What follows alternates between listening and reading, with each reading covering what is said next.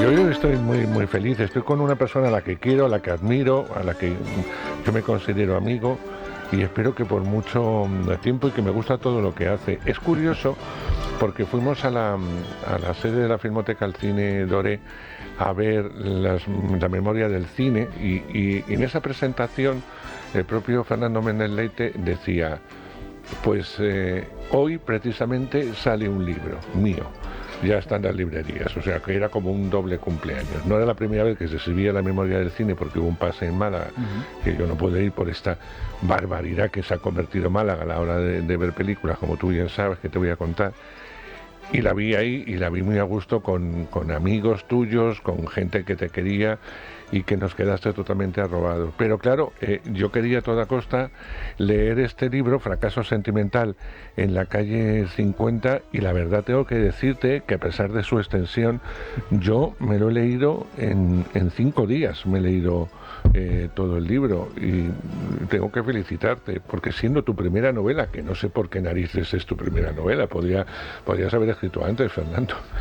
Pues no sé por qué es mi primera novela, pero la verdad es que nunca había escrito, no solo novelas, no había escrito jamás un relato siquiera, o sea, nunca había escrito literatura, había escrito guiones de cine y había escrito, bueno, más que el tostado en prensa y eso, pero nunca había escrito una ficción literaria, ¿no? Y bueno, sí, yo creo que el libro se lee bien porque arrastra un poco, ¿no? Te fuerza a que sigas leyendo porque es muy truquero en ese sentido, ¿no? Es decir, que se está anunciando todo el tiempo el auténtico argumento del libro, pero nunca se llega a él, ¿no? Y entonces tú estás siempre esperando que alguna vez llegue ese viaje a Nueva York en el que pasó algo que luego no es gran cosa. Pero y con un final, sin hacer un spoiler, en una paginita justo a la final, en la que nos dejas totalmente destrozado con la parte final, después de que el personaje nos ha ido bombardeando sobre un amor para él indestructible. Lo dejamos ahí para que lo... la novela empieza confesando el narrador que es feliz, es un hombre auténticamente feliz y que todo le va muy bien en la vida. Y bueno, parece ser que no. No, en ningún momento. Ahora hablaremos de él, repito, el libro, luego lo hablaremos otra vez, Fracaso Sentimental en la calle 50. La editorial es Renacimiento, ¿no? Sí, es Renacimiento, es una editorial estupenda de Sevilla que realmente tiene además en este momento está publicando cosas interesantísimas, está reeditando muchos libros de comienzos del siglo XX, ¿no? Tanto ficción como ensayo, como historia. Es una editorial que a mí me tiene muy asombrado porque tampoco yo les había seguido mucho y de pronto pues el otro día firmando en la Feria del Libro en la caseta de Renacimiento me quedé con ganas de llevarme todos los libros que había allí. Le dije a Fiorella, cómprame todos estos libros mientras yo firmo, pero se resistió. No, todos sabemos que Fiorella es una mujer prudente. Claro, Fiorella por eso está a tu lado, tiene un sentido mucho más práctico que el mío, que me los hubiera comprado. Luego no hay tiempo de leer, que es uno de mis dramas actuales, es la lucha contra el tiempo, ¿no? Supongo que a ti te pasará también. Claro, un poco, es que ¿no? yo entre series, cine, no creas que llego a las cosas, el trabajo y tal, llego con dificultad. Bueno, pero vamos a empezar por el documental, porque fue lo primero que yo leí. Empezamos por lo que tú digas. La memoria del cine. Te agradezco muchísimo que me hayas llamado porque efectivamente somos amigos desde hace mucho tiempo, pero en fin, siempre viene muy bien que estas cosas se conozcan para que tengan una difusión, ¿no? Sí, sobre todo el documental, que no es una obra mía, sino que es un trabajo de otras personas, ¿no? Trabajo, a pesar de que tú no querías aparecer en él, y ahora lo hablaremos. Así suena la memoria del cine. ¿Sabes la sensación que tengo desde hace un tiempo? Es como si estuviera sentado en una sala de cine por la que estuviera desfilando mi vida, mis amigos, mi familia, mis amores, incluso mis propias películas y las películas que he visto, ¿no? ¿Te produce algún tipo de nostalgia? Muchísima. ¿Por qué no hizo más películas Fernando Méndez Leite? Pues es un asunto que tenemos que resolver en este documental. Antonio, ¿no? Él lanza la pregunta y se queda ahí. Es verdad que son documentales espléndidos, hecho por una persona que te quiere, pero no ha hecho una geografía, ni muchísimo menos. Él ha intentado introducir de dónde venía y de dónde viene toda esa afición al cine ya desde niño. Tu abuela, fundamentalmente, los explica muchas veces. Mi abuela y mi bisabuela. Y tu bisabuela son los porque yo vivía con las dos. Son las que te empujaron a este cine. Son las que me llevan a ver películas más que otra cosa. Claro, ¿no? y de alguna forma empiezas a crecer con ellas y tus recuerdos de vida van muy asociados al cine. Te daba cierto pudor aparecer, lo has dicho en muchas entrevistas, que te daba pudor aparecer en el documental, y gracias a que era un amigo que te convenció de la necesidad de contar una historia que forma parte de nuestra historia del cine, ya no solamente del cine español, sino de todo el cine mundial, y con épocas claves y épocas doradas y épocas clásicas que hoy casi no se recuerdan, pero que han sido fundamentales en tu crecimiento como cineasta en general y como persona en particular, ¿no? Sí, claro, es que desde luego mi vida no se entiende sin el cine, porque sobre todo en los primeros años de mi vida no había nada para mí más que el cine y mis abuelas con las que vivía, ¿no? Nunca tuve amigos de pequeño, hasta prácticamente la adolescencia yo no tuve amigos, ¿no?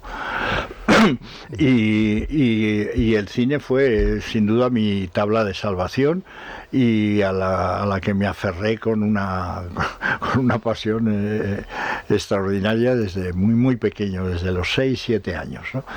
Y la verdad es que Moisés Alama y Miguel Ángel Oeste se metieron en un buen fregado con el asunto, porque yo no veía cómo hincarle el diente a un documental que tratara sobre mí, sobre todo porque yo siempre pienso que no tengo una obra consistente, sino que bueno, he ido picando aquí y allá, he trabajado mucho efectivamente y me ha ido muy bien en la vida, no tengo ninguna queja, pero lo que sí sé es que no es como decir voy a hacer un documental sobre Manolo Gutiérrez Aragón, o sobre Fernando Trueba, o sobre Fernando Colomo, que son compañeros que tienen una filmografía consistente y de autor, ¿no?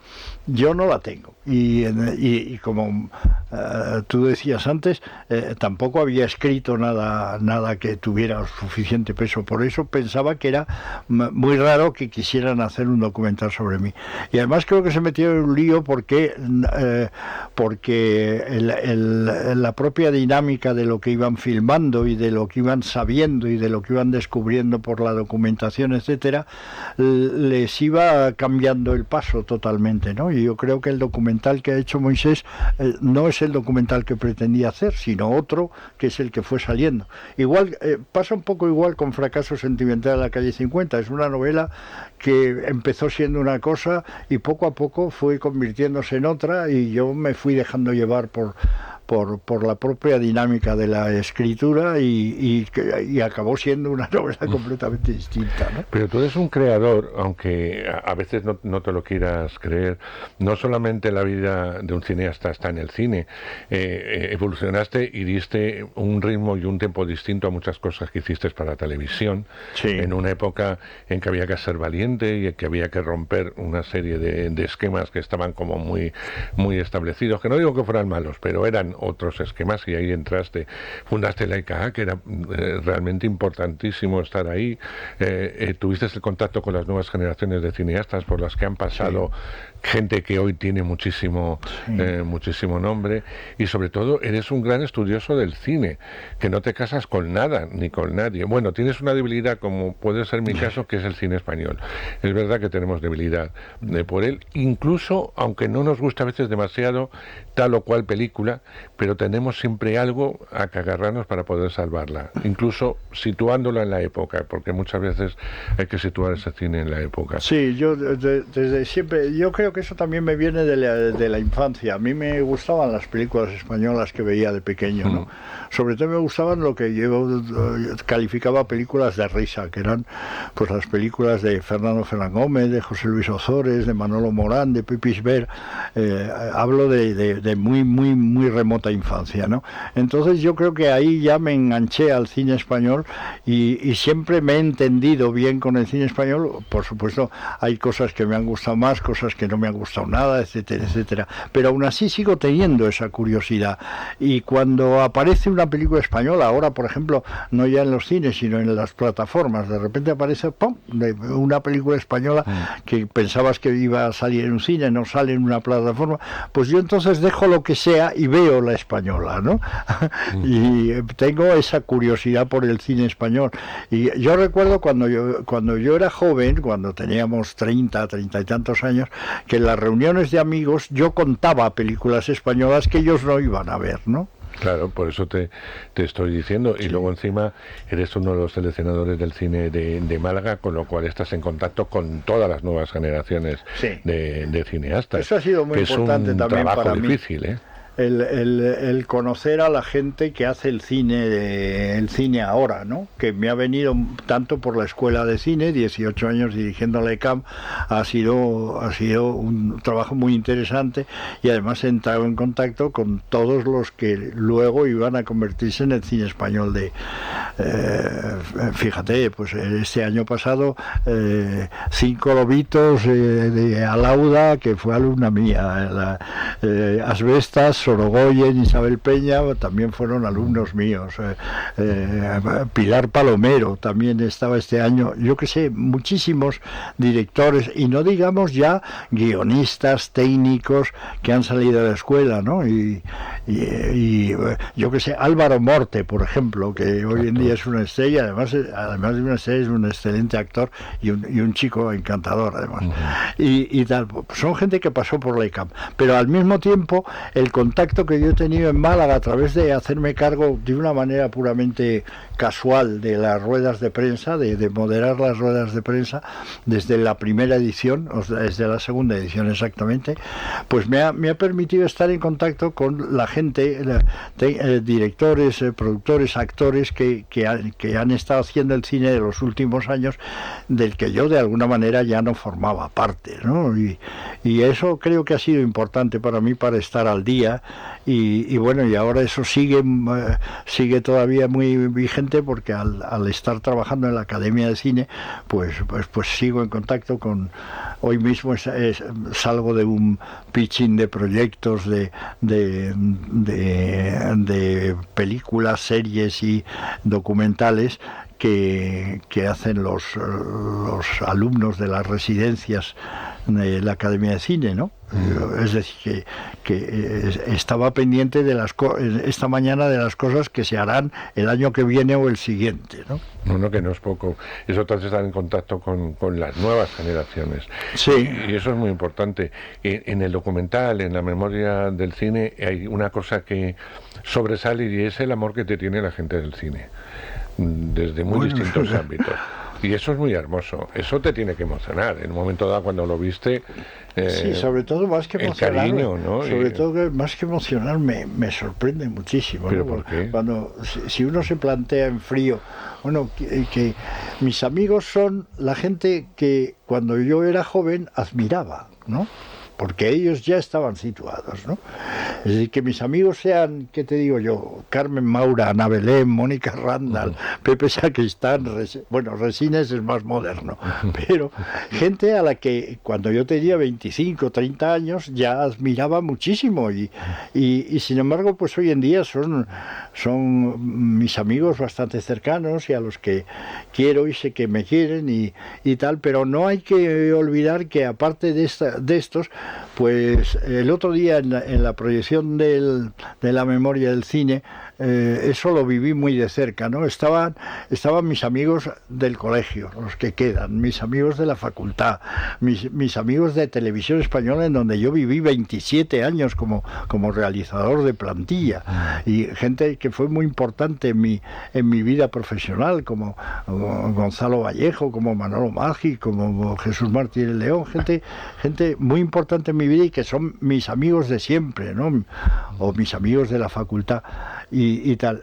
Pero eso no quita para que luego, pues realmente la gente del cine español, que es donde yo me he reeducado cuando ya era mayor, pues sí, la verdad es que me tienen cariño, y cuando me presenté a las elecciones a la Academia de Cine y vi que pensabas que nadie te iba a votar. Pues yo es lo que le dije a Mariano Barroso cuando me propuso que me presentara yo, porque en realidad eso fue que yo le dije a Mariano, ¿por qué te vas? Preséntate otra vez y tal.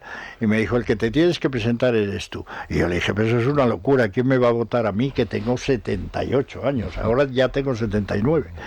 Me parecía una locura, ¿no?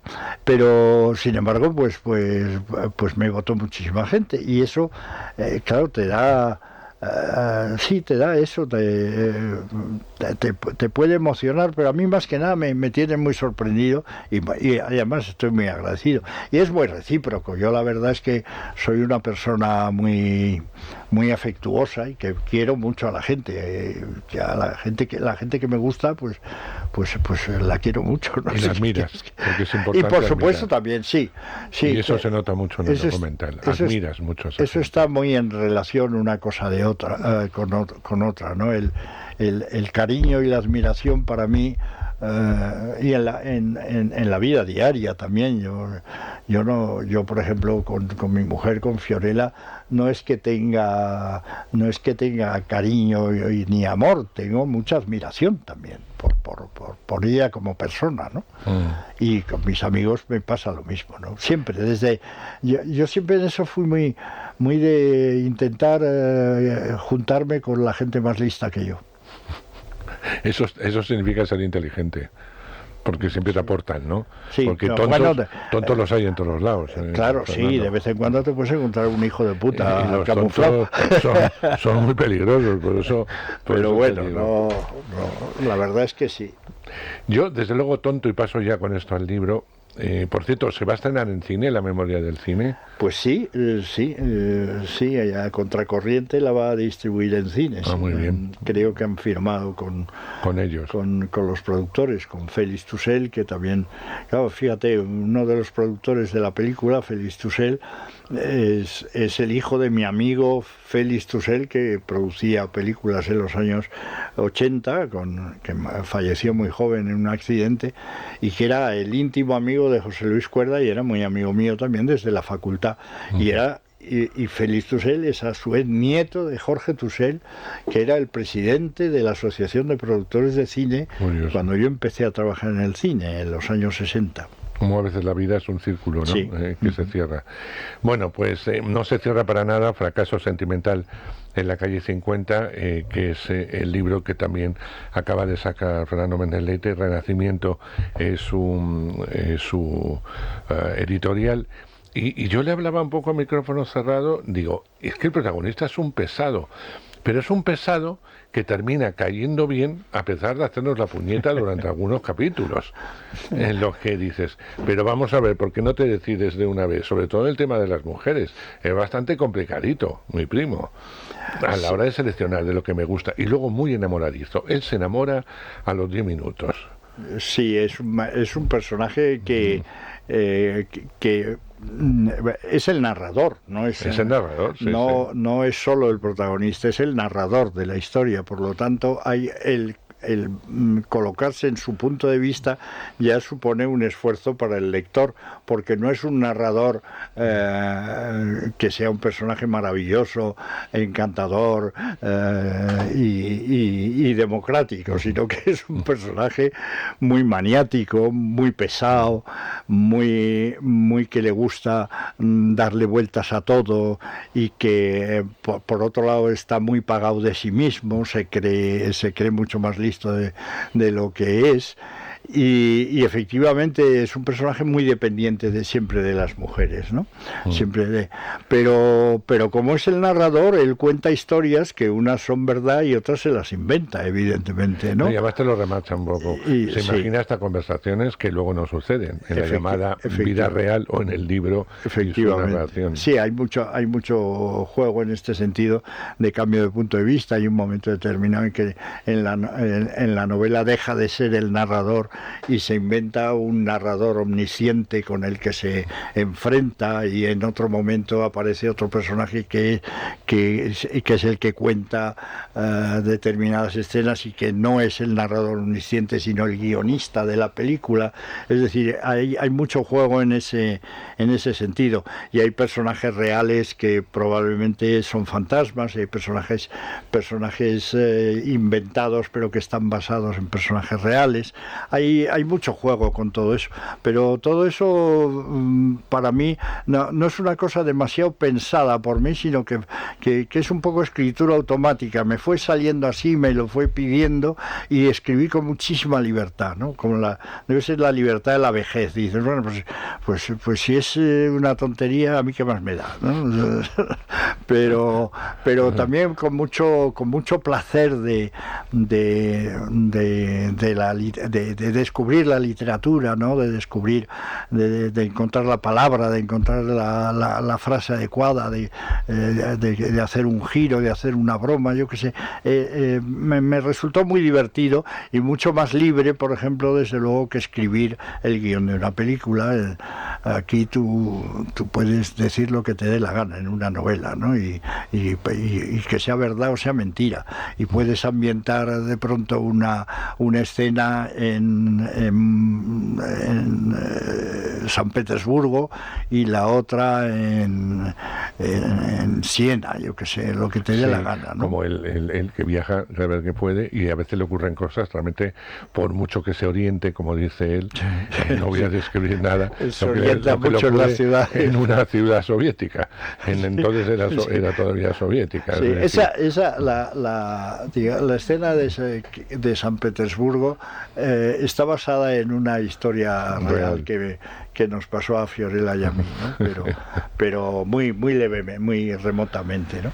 Pero el taxista es lo que es totalmente real, el taxista de San Petersburgo. Pero bueno, por ejemplo, hay un capítulo que se llama Misión en el Principado, que pasa en Asturias, en Oviedo y en Asturias, que está basado en una historia real, que es una historia que nos pasó a mi exmujer y yo, que fuimos a una semana de cine español en Ámsterdam, que organizaba el Ministerio, cuando era directora general Pilar Miró, y yo iba a presentar allí El hombre de moda en esa semana. Y llegamos a Ámsterdam y allí nadie daba señales de vida.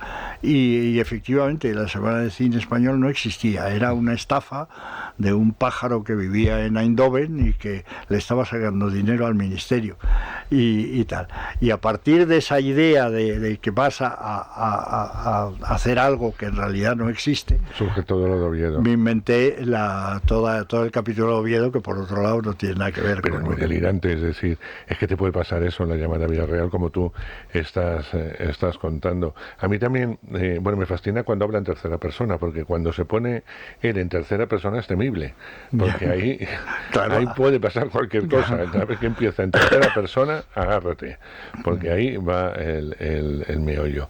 Es una novela muy pensada, aunque tú has dicho que una cosa es lo que pretendías a veces, la estructura, acabarla, etcétera, otra cosa es cómo ha ido surgiendo y trabajando al tiempo que lo has ido haciendo.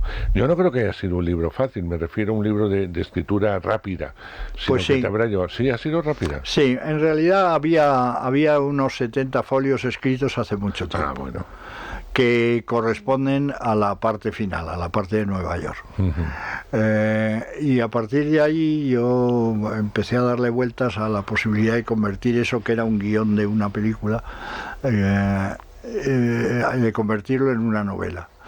Pero luego lo que ha sido la redacción final de la novela, es decir, cuando me he puesto a escribir desde el principio hasta el final, Pues lo hice en unos 5 o 6 meses, no más, durante el COVID, y luego sí empleé otro tanto, por lo menos, en corregir y en cortar, sobre todo, porque escribí 700 folios.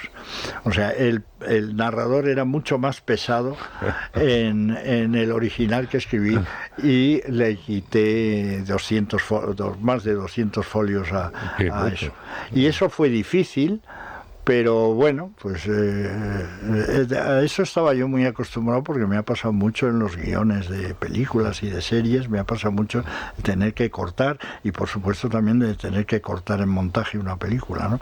Que es muy doloroso, pero al final, bueno, pues está bien haber cortado, ¿no? Qué lástima que los libros no sean DVDs o Blu-ray, ¿no? Que pues, las secuencias añadidas, es decir, las páginas que se cortan en un momento dado y podíamos leerlas, ¿no? No, pero yo creo que era más pesado. Pero hay que decir una cosa, que el personaje es muy pesado, pero yo creo que la novela es divertida. Sí, muy divertida. Digo que es divertida porque creo que tiene mucha sorna toda la narración. El narrador del narrador está ironizando sobre el narrador todo el rato, ¿no? Eso está Entonces, claro. Y luego es muy variada, porque pasan cosas muy distintas, en ambientes muy distintos, en épocas muy distintas, y eso hace que cada capítulo sea prácticamente una historia distinta. Totalmente. Y hay una cosa que es muy tuya, y que eso sí pertenece a tu memoria de vida, que es la música, la italiana, la francesa, la americana. Sí, claro. Pero eso está muy presente. El cine es un cinéfilo también de pro, con sus manías, eso sí, pero tiene su propio cine. Y por supuesto la literatura, algo que a ti te ha apasionado siempre, lo has dicho, que eres un gran lector, y que a veces no tienes el tiempo suficiente para, me lo contabas a mí antes de nada, para poder leer. Y eso sí forma parte de tu memoria. Sí. En general, yo creo que es un libro que habla de gente de una generación en que esas cosas fueron muy importantes para casi nuestra cotidianeidad, ¿no? Es decir, nosotros vivíamos viendo películas, leyendo y hablando de películas y de libros, y oyendo música y comprando discos donde podíamos. No sé, yo me he pasado la vida, cada vez que salía, yo que sé, a París o a Nueva York, pues voy a comprarme los discos de Jean Moreau, por ejemplo, que no estaban editados en España, yo qué sé. Y bueno, yo creo que no era una cosa solo mía, sino muy generacional. La generación, digamos, de la transición, que es una generación muy preocupada no muy preocupada, sino muy aficionada a todo lo que era la cultura. Lo veíamos como un deber, pero al mismo tiempo como una forma de gratificante de felicidad, ¿no? No había nada mejor que leer y que luego hablar de libros. O ir, ¿no? al cine en una época en la que no era muy fácil. Exacto, Evidentemente, claro, acuérdate de los weekends de Biarritz y de Perpiñán, claro, ¿no? Que en donde no solo estábamos la gente del cine, sino que estaban los periodistas, los abogados laboralistas, los pintores. Te encontrabas a todo el mundo de las más distintas profesiones, porque hubo un tiempo, sobre todo, que estuvieron prohibidas muchas cosas muy elementales. Yo que sé, estaba prohibido Midnight Cowboy, o estaba prohibido una película de Fellini o de Visconti. No era una cosa, no era Emmanuel y el último tango en París, que es lo que ha pasado un poco a la memoria colectiva. No, o sea, íbamos a ver Five Easy Pieces de Bob Rafelson, o The Last Picture Show de Bogdanovich a Biarritz. No era tan eso. Tengo que acabar ya, porque llevo 30 minutos hablando contigo. Es que yo soy como el narrador, un pesado. Que eres estupendo. Pero tengo que acabar preguntándote por algo que me ha llamado mucho la atención, que sabes que ha publicado El Mundo. Ya me centro en tu papel de presidente de la Academia, en la que cuando se decidió hacer estas listas cortas en las categorías de cortos y documental, parece que ha sentado fatal a muchos, a otros no tanto. ¿Qué ha pasado? Bueno, eso cuando nació, ya hablo de cosas que para mí son históricas, porque no estaba yo en la presidencia de la Academia en ese momento. Cuando nació la especialidad de documental, porque el documental adquirió una importancia bastante mayor de la que tenía años atrás, nació muy vinculada a la idea de una shortlist, unas listas seleccionadas por un comité de expertos en documentales y tal, que no obligara o no hiciera depender de que todos los académicos vieran todos los documentales que se producen, que son muchos, porque no los ven, y entonces votan al que más suena, ¿no? Y entonces por eso surgieron las shortlist, pero eso, claro, produjo un efecto no deseado, que es que haya mucha gente que se ha sentido marginada porque sus documentales no eran seleccionados, o porque los documentales que les gustaban a ellos no quedaban preseleccionados, con lo cual no podían ser votados. Es un tema muy difícil, que yo incluso desde el primer momento no acababa de ver claro, pero bueno, el otro día se estuvo discutiendo en junta directiva y por mayoría había dos posiciones claramente muy enfrentadas, pero por mayoría se decidió eliminar el sistema de shortlist para documentales y para cortometrajes, y bueno, pues volvemos a lo tradicional. Volvemos a lo tradicional. Y claro, con gran disgusto por parte de los que defendían la shortlist como que es un sistema que por otro lado hay, por ejemplo, en la Academia de Hollywood, ¿no? O en otras academias, ¿no? En la francesa me parece que también la hay. Sí, en determinadas especialidades. Lo que desde mi punto de vista era un peligro era generalizar la shortlist para todas las especialidades, que eso yo creo que no tenía ningún sentido. Pero bueno, esto es lo que salió en junta directiva el otro día, y bueno, pues es lo que hay. Se acatan las decisiones de la mayoría. Te diré que yo pierdo bastantes votaciones en la junta directiva. Es decir, que pero eso te da vida, Fernando. No saco todo lo que quiero, pero eso te da vida. Pero en fin, la discusión constructiva siempre te ha gustado. Así son las cosas. Eso siempre te ha gustado. Sí, bueno, ya hablaremos en su momento de que nos han cambiado, a ti y a mí, que siempre íbamos a Valladolid, nos han cambiado el director. Vamos a ver qué pasa. Sí, de pasar a estar solos en un momento dado, a ver qué pasa ahora con el nuevo. Ya hablaremos. Ya hablaremos de Valladolid, sí. Bueno, en Valladolid ha habido una debacle. Total y absolutamente. Una debacle pero muy fuerte. Bueno, nosotros además celebramos la próxima gala de los Goya en Valladolid. Sí. Con lo cual, pues, bueno, pues... Vamos a ver qué pasa. Vamos a ver qué pasa. Vamos a ver qué pasa. Te tocan todos. Me temo que nos van a cambiar el país de medio a medio en 2 meses, ¿no? Es absolutamente imprevisible qué demonio puede pasar, ¿no? ¿Qué demonio va a pasar? Fracaso sentimental en la calle 50, Fernando Méndez Leite, editorial Renacimiento, y hablaremos cuando se estrene más largo y tendido, y ya os lo recomendaremos una vez más, La memoria del cine, que tiene distribuidora, pero de momento no hay fecha. Así que... supongo que esperarán a después del verano, claro, evidentemente. Fernando, es un placer, siempre lo es. Muchas gracias. Lo mismo te digo, y te lo agradezco muchísimo, de verdad, porque siempre es muy gratificante que atiendan a lo y sobre todo que los amigos atendáis a lo que uno hace. Y lo que más me halaga es que te hayas leído el libro. Todo. Yo no sé hacer una entrevista si no veo una peli, si no veo una función de teatro, si no oigo un disco o no me leo un libro. No sé hacerla. A lo mejor es un defecto, pero no me valen los resúmenes. Necesito leer para luego preguntar lo que me apetece. Sí. Equivocadamente o no, pero lo que me apetece. He contestado a más de una entrevista no preparada, pero a mí me pasa lo mismo. Yo he hecho tropecientas entrevistas en esta vida y he preparado todas, porque si uno no va seguro, ¿no? Claro. Simplemente por pura yo cuando leo una cosa, mira, te voy a contar una anécdota, una amiga común que es Concha Velasco, no sé si te la conté alguna vez, en Valladolid precisamente, cuando le daban el homenaje, ¿te acuerdas? Que era una espiga de oro y tal. Bueno, pues iba a comer con ella y me dijo, espérate un momentito y tal, y no sé qué. Bueno, el caso es que me puso a un lado y había todavía periodistas, y vino un muchacho bastante joven, y le dice: señora Velasco, ¿me puede decir, primera pregunta, ¿me puede decir qué es lo que ha hecho usted en su vida profesional? Entonces Concha le miró, como mira ella, y le dijo: mira, hay una cosa que yo no domino mucho, pero que es internet. Tú apretas, pones mi nombre, apretas un botoncito y creo que sale todo. Cuando te lo estudies, vienes y hacemos la entrevista. Pues un poco eso, un poco eso. Gracias, Fernando. Muchas gracias.